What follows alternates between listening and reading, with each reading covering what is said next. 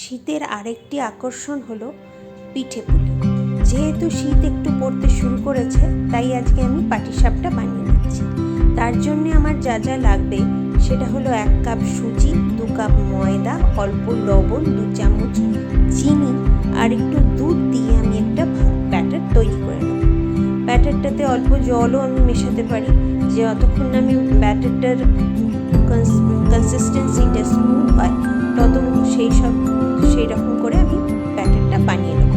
এই আমি 1 কাপ দুধ নিয়ে নিলাম, যা আমি প্রপোর্শন নিয়েছি তাতে আমি 1 কাপ দুধ নিলাম আর একটু জল মিশিয়ে একটা স্মুথ ব্যাটার তৈরি করে নেব। এই আমি একটু জল মিশিয়ে নিচ্ছি, যেহেতু আমার মনে হলো যে আমার ব্যাটারটা একটু ঠিক আছে, এটা দিয়ে ভালো করে হবে না, তো আমি মিশিয়ে ভালো করে একটা স্মুথ ব্যাটার বানিয়ে নিচ্ছি। শীত পড়তে না পড়তেই মনে হয় যে একটুখানি মিষ্টি খাওয়া যেতে পারে, যদিও আমি খুব একটা মিষ্টির ফ্যান নয়। আমি এই কড়াই একটুখানি ঘি দিয়ে নিলাম ননস্টিক প্যানে, তাতে এবার ব্যাটারটা দিয়ে ভালো করে স্প্রেড করে নিচ্ছি। আমি একটা ক্ষীরের খেজুরে গুড় দিয়ে পুর তৈরি করেছি,